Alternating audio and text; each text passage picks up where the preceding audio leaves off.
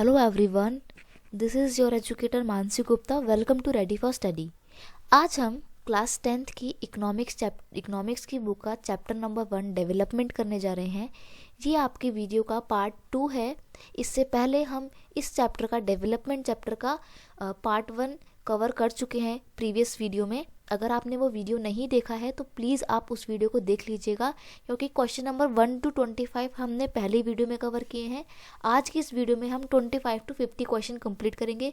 इस तरीके से ये पूरा चैप्टर हम आपके 50 क्वेश्चंस में 50 MCQ फॉर्मेट के क्वेश्चंस में कंप्लीट कर देंगे। ठीक है, वीडियो को स्टार्ट करने से पहले आई होप आप सभी ने अपनी तरफ से वीडियो चैप्टर का थ्योरेटिकल पोर्शन बुक से पढ़ लिया होगा। अगर आपने वो नहीं पढ़ा है तो भी कोई दिक्कत नहीं, क्योंकि हम सीरीज लाइन से जो है पूरा चैप्टर कवर करते आ रहे हैं, तो आपको कोई दिक्कत नहीं होगी इस पूरे चैप्टर को समझने में। ठीक है, तो स्टार्ट करते हैं, हम आप इस वीडियो को स्टार्ट करते हैं। ठीक है, क्वेश्चन आंसर पढ़ना। क्वेश्चन नंबर 1 है, क्वेश्चन नंबर 26 है सॉरी। ठीक है, which state has the highest infant mortality rate based on 2016 and 17 data. तो देखो, हाँ, क्वेश्चन को स्टार्ट करने से पहले मैं आपको थोड़ा सा ना ब्रीफ इंट्रोडक्शन जो है, पूरा ब्रीफ जो है समरी बता देती हूँ कि हम चैप्टर में क्या क्या पढ़ चुके हैं अभी तक। हम इस चैप्टर में ये पढ़ रहे हैं कि जो डेवलपमेंट है, डेवलपमेंट गोल सोसाइटी के हर इंसान के लिए अलग अलग होते हैं। ज़रूरी नहीं है कि जो किसी एक इंसान के लिए डेवलपमेंट है किसी दूसरे के लिए भी वही चीज़ डेवलपमेंट हो। क्या पता वो दूसरे बंदे के लिए वो डेवलपमेंट किसी और का नुकसानदायक हो। इसके लिए हमने आपको डैम का एग्जांपल दिया था। ठीक है, कि जो बड़े बड़े बिजनेसमैन होते हैं वो क्या करते हैं, वो चाहते हैं कि ज़्यादा से ज़्यादा डैम बनाए जाएँ, लेकिन जो आदिवासी लोग हैं, ठीक है, जो फॉरेस्ट एरिया वगैरह में रहते हैं, वो लोग क्या कहते हैं कि हमें डैम नहीं चाहिए। वो लोग डैम का जो है क्या करते हैं, हमेशा विरोध करते हैं, उसके अगेंस्ट में वो लोग अपनी वॉइस रेज करते हैं। ओके, तो इस तरीके से हम देखते हैं कि अलग अलग इंसान के लिए अलग अलग डेवलपमेंट गोल हैं। हमने पंजाब के फार्मर्स के बारे में पढ़ा था, लैंडलेस लेबर के बारे में पढ़ा था हमने। ठीक है, हमने एक शहर की जो एजुकेटेड गर्ल है उसके लिए डेवलपमेंट गोल पढ़े थे। हम सब ये सब कुछ कवर कर चुके हैं। आज हम बेसिकली पढ़ेंगे कि UNDP क्या है, UNDP कौन सी रिपोर्ट पेश करता है, और इंडिया में या ओवरऑल वर्ल्ड में कौन सी कंट्री है वो डेवलप है, कौन सी कंट्री डेवलप नहीं है। डेवलपमेंट को लेकर कौन कौन से गोल होते हैं कि किसी चीज़ को, किसी कंट्री को डेवलप मानने के लिए हम किन किन बेसिस को लेते हैं, वो सब कुछ हम प्रीवियस वीडियो में पढ़ चुके हैं, लेकिन उसका कुछ पार्ट हम आज की वीडियो में भी देखेंगे। ठीक है, तो ये वीडियो आपके लिए काफ़ी बेनिफिशियल होने वाला है, तो प्लीज़ इस वीडियो को एंड तक ज़रूर देखना। ठीक है, तो बस आपका समरी मैंने बता दिया। अब हम स्टार्ट करते हैं अपने इस क्वेश्चन आंसर को पढ़ना वीडियो पार्ट 2 के। ठीक है, क्वेश्चन नंबर 26 है, which state has the highest infant mortality rate based on 2016 and 17 data. तो 2016 and 17 के डाटा के अकॉर्डिंग कौन सी इंडियन स्टेट में सबसे ज़्यादा इन्फेंट मोर्टेलिटी रेट है। यानी कि जो इन्फेंट होते हैं ना, छोटे छोटे बच्चे जो 1 साल की उम्र पूरा करने से पहले ही मर जाते हैं, उनकी इन्फेंट मोर्टेलिटी रेट तो सबसे ज़्यादा कहाँ पर है, हरियाणा में, महाराष्ट्र में, केरला, या फिर स्टेट इन ईस्टर्न इंडिया। हाँ जी, तो यहाँ पर आपका जो है ना बेसिकली आंसर जो है वो बिहार है। ठीक है, और हमारे को यहाँ पे ऑप्शन नहीं दिया हुआ, लेकिन बोला हुआ है कि एक ईस्टर्न स्टेट है, तो ईस्टर्न बिहार आपका ईस्टर्न स्टेट में पड़ जाता है ना। तो यहाँ पे आपको ऑप्शन नंबर 4 पे जो है टिक करना है। ओके, चलिए पहले थोड़ा सा पेन जो है हम चेंज करते हैं। ठीक है, हाँ ठीक है। क्वेश्चन नंबर 27 है आपका, Kerala's infant mortality rate is low because. अब देखो, हमने पढ़ा बिहार में इन्फेंट मोर्टेलिटी रेट सबसे ज़्यादा है। ठीक है, लेकिन केरला जो है इंडिया का ऐसा स्टेट है जहाँ पे इन्फेंट मोर्टेलिटी रेट सबसे कम है। तो उसके पीछे रीज़न क्या है कि वहाँ पे क्यों इन्फेंट मोर्टेलिटी रेट कम है। The climatic condition here are good, यानी कि केरला में जो क्लाइमेटिक कंडीशन है वो बहुत अच्छी है। देयर इज़ एडिक्वेंट इंफ्रास्ट्रक्चर हेयर, यानी कि यहाँ पर जो बिल्डिंग्स वगैरह है, इंफ्रास्ट्रक्चर है, वो काफ़ी अच्छा है। There is provision of basic health and education facilities there, यानी कि यहाँ पे जो एजुकेशन का और हेल्थ फैसिलिटीज़ जो है वो बहुत अच्छी हैं। या फिर here the net enrolment ratio is high, यानी कि यहाँ पर जो एनरोलमेंट रेशो है वो काफ़ी ज़्यादा है, काफ़ी हाई है। तो देखो, कंडीशन जो क्लाइमेटिक कंडीशन है उसका कुछ लेना देना नहीं है। क्यों नहीं है, क्योंकि एडवर्स कंडीशन में भी तो लोग जिंदा रहते हैं। तो इन्फेंट मोर्टेलिटी रेट का क्लाइमेट से कोई लेना देना नहीं है। ठीक है, अब बात करें अगर इंफ्रास्ट्रक्चर की, तो यार इंफ्रास्ट्रक्चर से कोई लेना देना नहीं है, क्योंकि बड़ी बड़ी बिल्डिंग्स कोई बच्चों को थोड़ी बचाएंगी। बच्चों को क्या बचाएगा, एजुकेशन बचाएगी। और बेसिकली हेल्थ फैसिलिटी बचाएगी। ठीक है, तो केरला में हेल्थ फैसिलिटी बहुत अच्छी है। ठीक है, अब देखो हम आगे पढ़ेंगे ना तो आपको पता लगेगा कि केरला जो है ना इंडिया का सबसे डेवलप स्टेट है। यहाँ पे इन्फेंट मोर्टेलिटी रेट लो है। ठीक है, और लिटरेसी रेट सबसे ज़्यादा है, और हर एजुकेशन के मामले में भी केरला जो है बहुत अच्छा है। ठीक है, तो अब देखो जिस स्टेट में एजुकेशन ज़्यादा अच्छी होगी ना, बस सारी प्रॉब्लम ऐसे ही सॉल्व हो जाएगी। एजुकेशन बहुत ज़रूरी है। ठीक है, तो केरला में इन्फेंट मोर्टेलिटी रेट इसलिए कम है क्योंकि वहाँ पे हेल्थ फैसिलिटी बहुत अच्छी है और एजुकेटेड लोग हैं, तो एजुकेटेड लोग अवेयर भी होते हैं और हेल्थ फैसिलिटीज़ का अच्छे से फ़ायदा उठा पाते हैं। ठीक है, कोई जो वो लोग हैं फालतू की सावधानियाँ जो है अच्छे से बरतते हैं, कोई भी ना वो होता है ना कि बोलते हैं कि लापरवाही नहीं करते हैं वो लोग। ठीक है, चलिए क्वेश्चन नंबर 28 है, which state of India is at the forefront of literacy rate. तो फोरफ्रंट का मतलब होता है सबसे आगे, तो लिटरेसी रेट में सबसे आगे कौन है? तो अभी मैंने आपको बता दिया ऑलरेडी कि केरला जो है वो सबसे अच्छा है, तो ऑप्शन नंबर 3 पे आपको टिक करना है। ओके, अगला क्वेश्चन क्या है आपका, question number 29, what is the clear definition of literacy rate. तो जो लिटरेसी रेट है उसका क्लियर डेफिनेशन क्या होगा? The proportion of people in the country who have studied up to 10th standard, यानी कि ऐसे लोगों का रेट जो 10वीं क्लास से ज़्यादा तक पढ़े लिखे हैं। Ratio of educated people of the nation who can read और राइट, यानी कि पूरे कंट्री में ऐसे लोगों का रेशो जो पढ़ सकते हैं, ठीक है, और लिख सकते हैं। या फिर literacy rate ratio of the literate population to people age 7 years and above, मतलब 7 साल या उससे ज़्यादा उम्र के लोगों में साक्षरता दर या लिटरेसी रेट जो पढ़ लिख सकते हैं, क्या नीदर ऑफ द अबव। तो यहाँ पर आपका ऑप्शन नंबर 3 ठीक है बिल्कुल, कि 7 साल से ज़्यादा एज के जो लोग हैं जो नॉर्मली पढ़ सकते हैं लिख सकते हैं वो लिटरेट माने जाते हैं। ठीक है, और ऐसे लोगों का जो रेशो, ऐसे लोगों की जो पूरी काउंटिंग होगी वो आपके लिटरेसी रेट में आती है। अब देखो यहाँ पर आपको एक चीज़ समझनी बहुत ज़रूरी है कि लिटरेट होना और एजुकेटेड होने में बहुत डिफरेंस है। ठीक है, देखो एजुकेटेड होने के लिए आपको पढ़ना लिखना तो आना ही चाहिए, साथ में साथ आपके पास डिग्री होनी चाहिए कि भाई आपने क्या क्या क्वालिफाई करा हुआ है, तो वो तो होती है आपकी एजुकेशन। लेकिन अगर बात की जाए अगर लिटरेसी की, तो लिटरेसी में ऐसा कुछ नहीं होता है। लिटरेसी में बेसिकली बस ये देखते हैं कि इंसान पढ़ पा रहा है, लिख पा रहा है, बस। मतलब अगर कोई इंसान नॉर्मली कोई लेटर वगैरह पढ़ पा रहा है, बुक्स पढ़ पा रहा है, लिख पा रहा है, तो वो लिटरेट माना जाएगा। ठीक है, कोई डिग्री की आवश्यकता नहीं होगी यहाँ पे लिटरेसी रेट के लिए। ओके, चलिए क्वेश्चन नंबर 30 है, एजर्शन बेस्ड क्वेश्चन है। देखिए आपके पेपर जो आने वाले हैं टर्म 1 के 30 से है ना, डेट शीट भी आ गई है आपकी, तो यहाँ पर आपके पेपर में ना आप एजर्शन वाले क्वेश्चन बहुत दिखेंगे। तो अभी भी बहुत ज़्यादा लेट नहीं हुआ है, 10 दिन का टाइम है आपके पास। ठीक है, 10 से ज़्यादा दिन का ही टाइम है बेसिकली, तो आप अच्छे से अपने सारे चैप्टर जो आ रहे हैं वो पढ़िएगा ताकि आप एजर्शन वाले क्वेश्चन में कहीं पे भी ना अटकें। ठीक है, बाकी हम देखते हैं। एजर्शन दिया हुआ है, money in pocket is not necessary to buy all the goods and services which you need to lead a better life. देखो ये बोल रहा है कि पैसा ही सारी की सारी वो चीज़ें नहीं खरीद सकता जो आपकी लाइफ के लिए बहुत ज़रूरी है। ठीक है, normal money can not buy a pollution free environment for you, मतलब जो आपके लिए पॉल्यूशन फ्री इन्वायरमेंट नहीं खरीद सकता पैसा। तो ये बहुत बिल्कुल सही बात है। अब देखो बात की जाए मुकेश अंबानी की, मुंबई में रहते हैं। ठीक है, तो मुंबई में जो हवा चल रही है उस हवा में ही वो भी सांस लेंगे, कौन? मुकेश अंबानी। और उसी हवा में नॉर्मल जो झुग्गी झोपड़ी में वहाँ बस्ती वगैरह में लोग रहते हैं वो भी सांस लेंगे, है ना। कोई डिफरेंस थोड़ी रह जाएगा, कोई डिफरेंस नहीं है।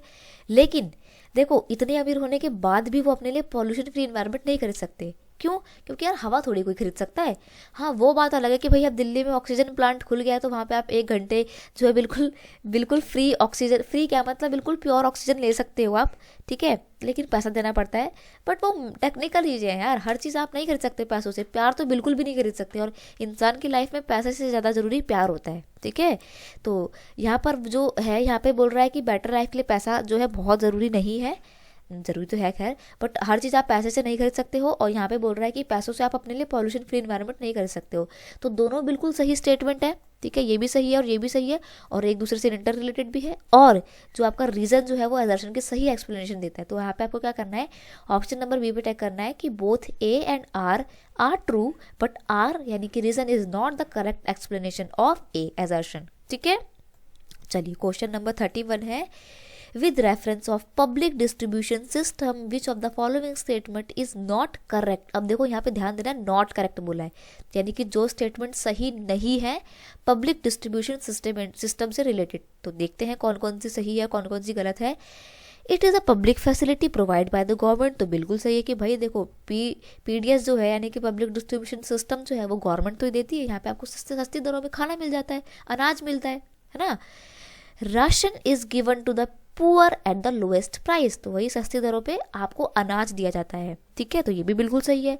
It has a negative impact on the life of the rich in the state, यानी कि जो अमीर लोग हैं राज्य के उनके जीवन में ये नेगेटिव इम्पैक्ट डालता है, तो ये बिल्कुल गलत है, ठीक है। और हमसे क्या बोला था कि जो सही नहीं है यानी कि आपको ऑप्शन नंबर 3 पे ही टिक करना है, ठीक है। मैं ये बिटो देती हूँ, ये आपके बिल्कुल सही है, इन पे टिक नहीं करना है आपको टिक करना है क्वेश्चन ऑप्शन नंबर 3 पे, क्योंकि उसने बोला नॉट करेक्ट, तो ये बिल्कुल करेक्ट नहीं है। क्यों? देखो गवर्नमेंट कभी भी नहीं चाहेगी कि वो सोसाइटी के एक पार्ट को, एक कम्युनिटी को नुकसान पहुंचाए और दूसरी को प्रॉफिट दे, ऐसा कभी नहीं चाहेगी, बल्कि गवर्नमेंट तो ये चाहती है कि भाई सबका फायदा ही हो, ठीक है। तो ये क्या कहते हैं, पब्लिक डिस्ट्रीब्यूशन सिस्टम से अमीर को कोई नुकसान नहीं होता, पर जो पुअर्स लोग हैं उनको बहुत फायदा होता है, सस्ती दरों पे खाना मिल जाता है, ठीक है।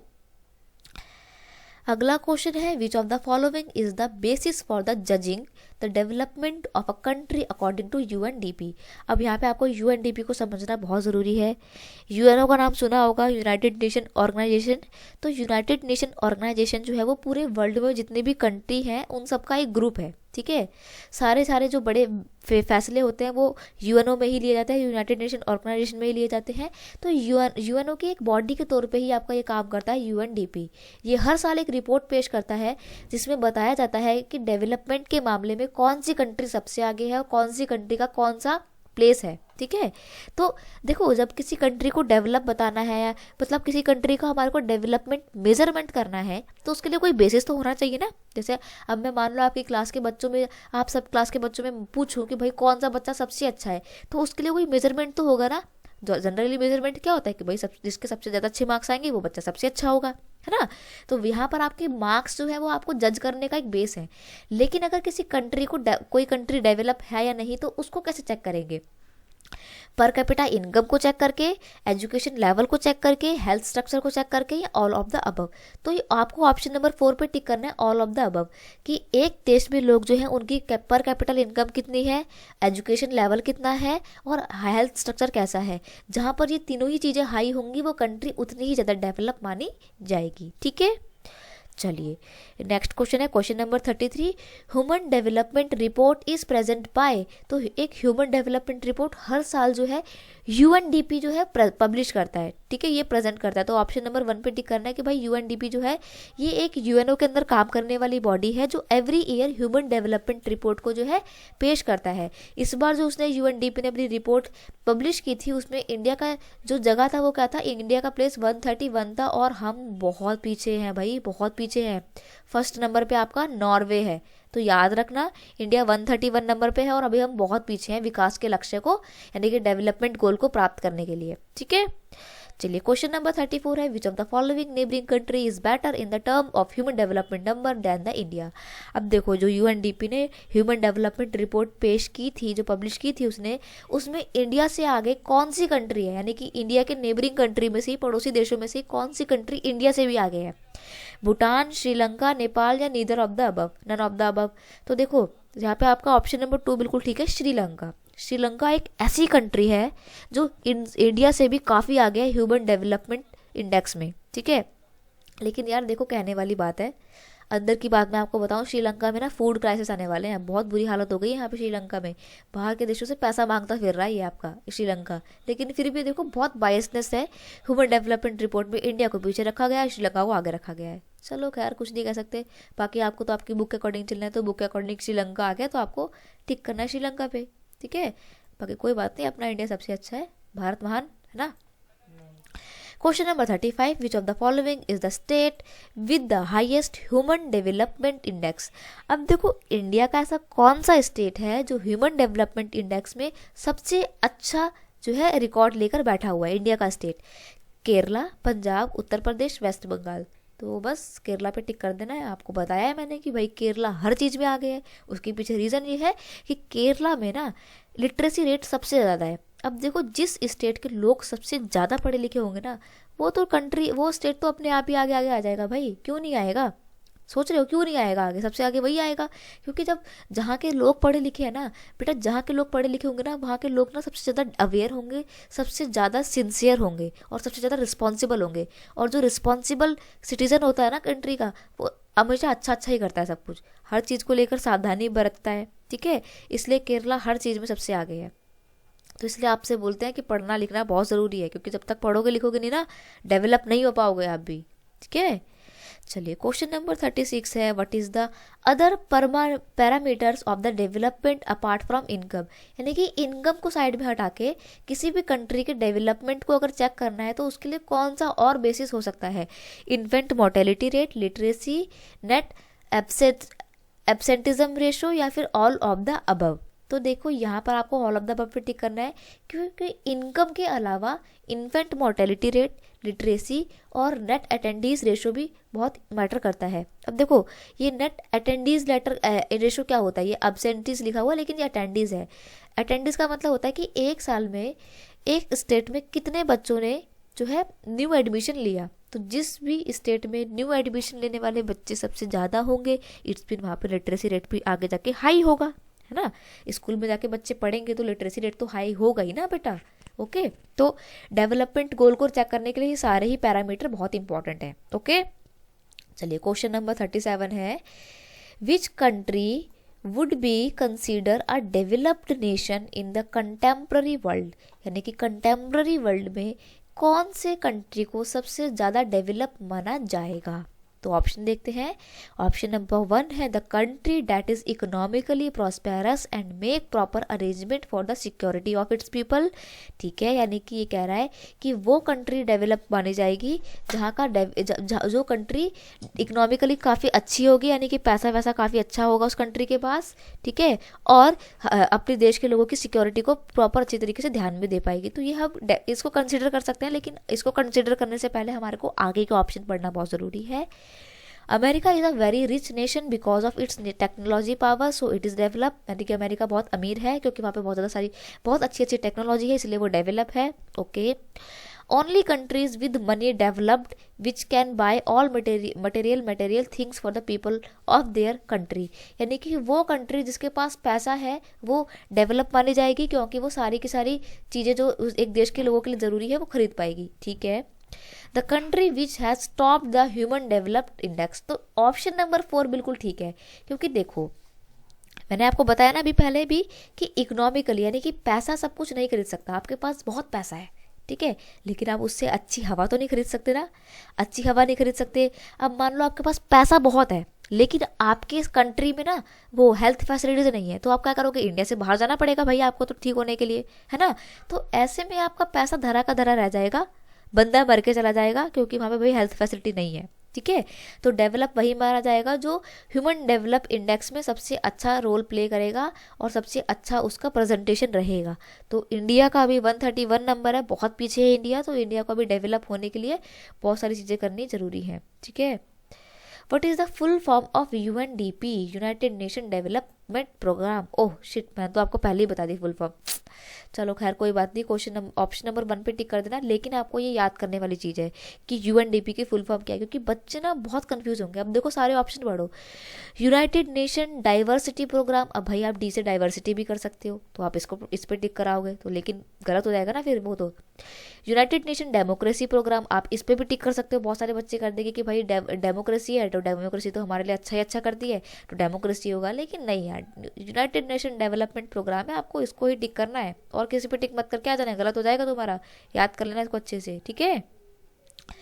Question number 39, according to UNDP, यानी कि according to UNDP 2018 human development index report, which 2 countries are ahead of India in term of higher life एक्सपेंटेसी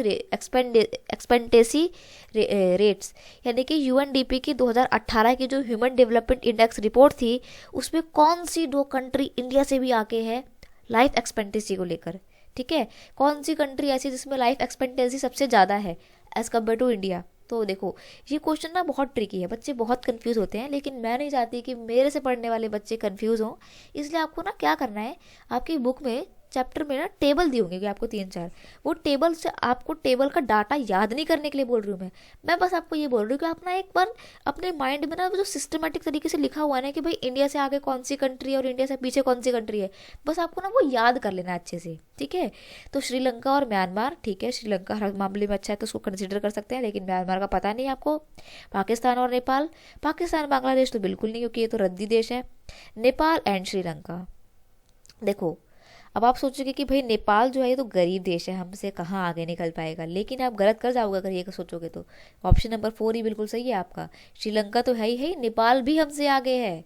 तो सोचो हमारे लिए कितने शर्म की बात है, हमारे को बहुत सारी चीज़ें करनी बाकी हैं भाई, ठीक है। अच्छे से पढ़ो ताकि अपने देश को विकास करा पाओ आप और नेपाल श्रीलंका से आगे निकल पाओ, ठीक है।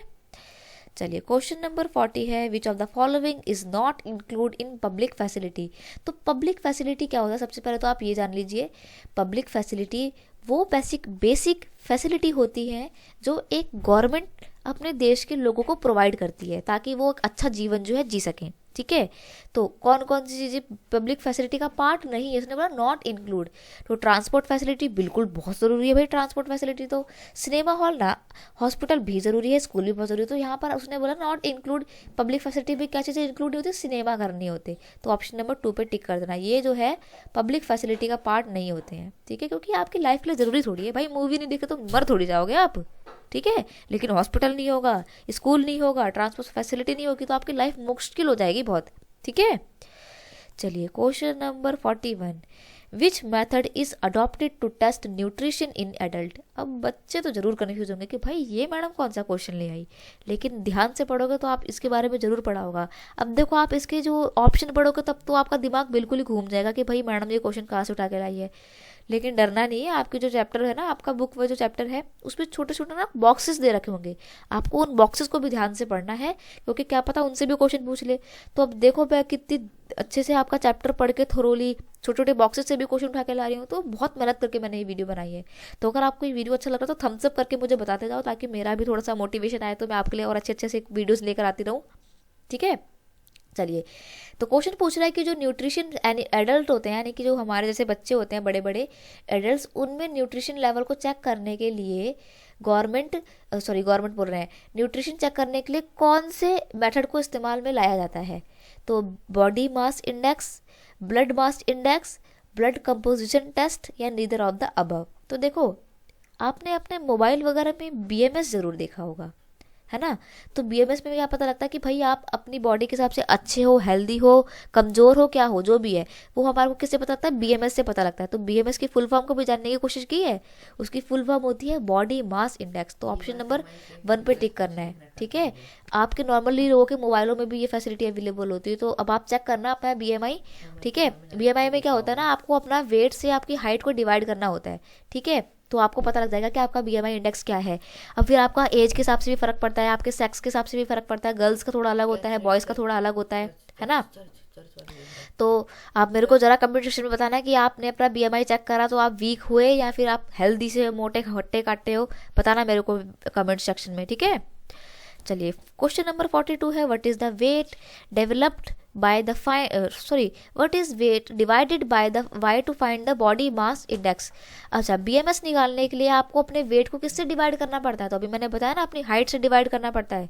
तो देखो बाय एज ग्रुप ना, by sequence of the length, by the sequence of the widest waist measurement, मतलब आपको आपकी कमर का जो नाप है वो, या फिर नन ऑफ द अबव। तो ऑप्शन नंबर 2 पे टिक करना है कि आपकी लेंथ को, यानी कि आपकी जो लंबाई है उससे डिवाइड करना है आपको अपने वेट को, ठीक है। तो आपको पता लग जाएगा कि आपका बीएमएक्स क्या है, बीएमआई क्या है, और अगर आपका बीएमआई जितना भी होगा फिर आपको पता लग जाएगा कि आप वीक हो या स्ट्रांग हो, ठीक है।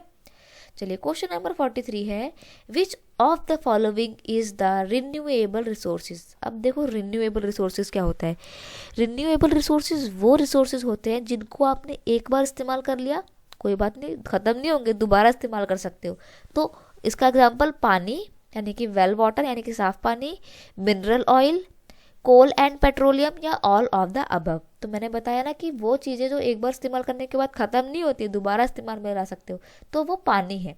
पानी आपका रिन्यूएबल रिसोर्सेज है। आप कैसे देखो, पानी पिया, आपकी बॉडी ने वो पानी एब्जॉर्ब कर लिया, अब पानी में से जो न्यूट्रिशंस है, मिनरल्स है, वो आपकी बॉडी अपने अंदर रख लेगी, बाकी जो वेस्ट मटेरियल है वो अपनी बॉडी से डिस्चार्ज करोगे, ठीक है।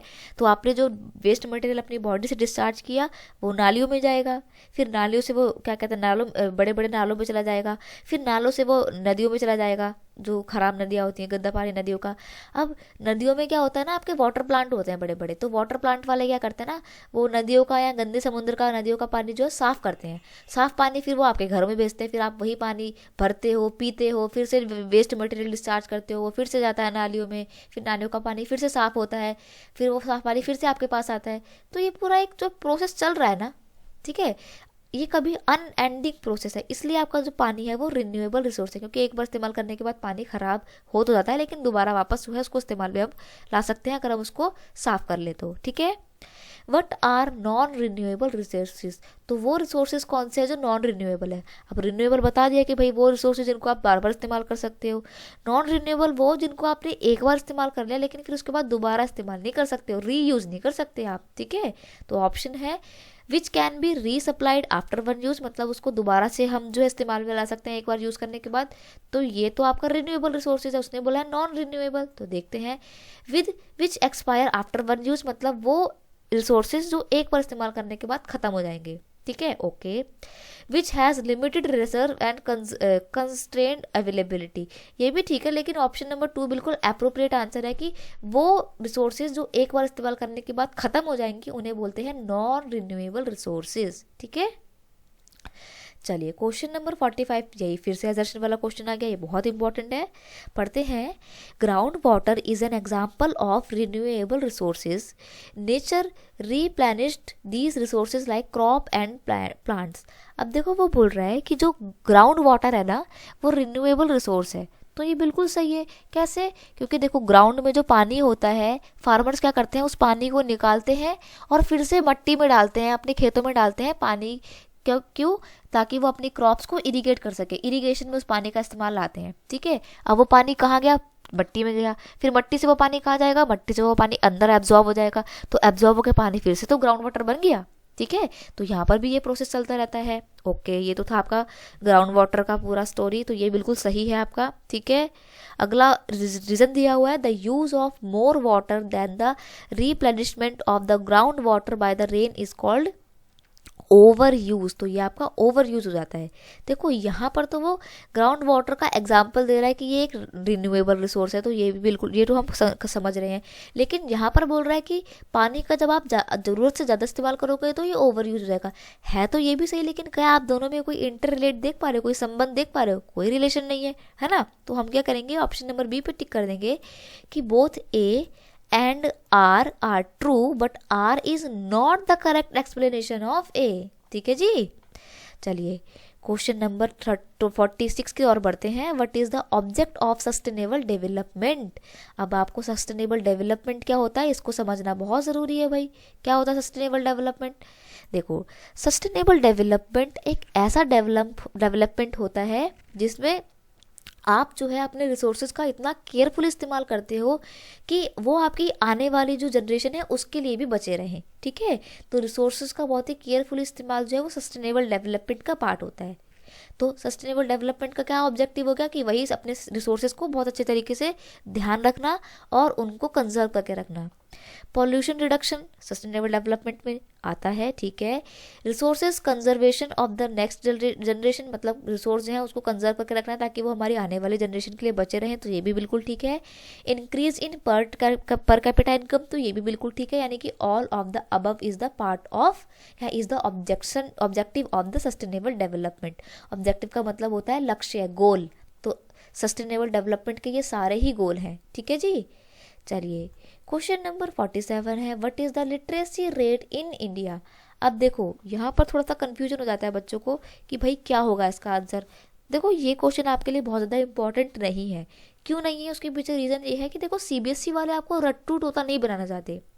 वो ये नहीं चाहते कि बच्चा एग्जैक्ट सारे के सारे डाटा याद करे, कोई कर भी नहीं सकता यार, पॉसिबल ही नहीं है है ना। वो बस चाहते हैं कि बच्चे के माइंड में बस इतना रहे कि कौन सी चीज़ें कैसे हैं समझ रहे बस उसको। तो ये क्वेश्चन इंपॉर्टेंट नहीं है क्योंकि इसमें आपसे एक्यूरेट डाटा पूछा है और पेपर में एक्यूरेट डाटा पूछने वाले क्वेश्चन कभी नहीं आते। बट फिर भी ठीक है, बुक का पार्ट था, चैप्टर का पार्ट था, तो मैं एक क्वेश्चन इसके ऊपर ले आई। तो इंडिया में लिटरेसी रेट 62.60% है, ठीक है। बाकी आपकी बुक्स में अलग अलग डाटा दिया हो सकता है क्योंकि क्या पता आपकी बुक में कब का डाटा है, क्या पता पुराना डाटा हो।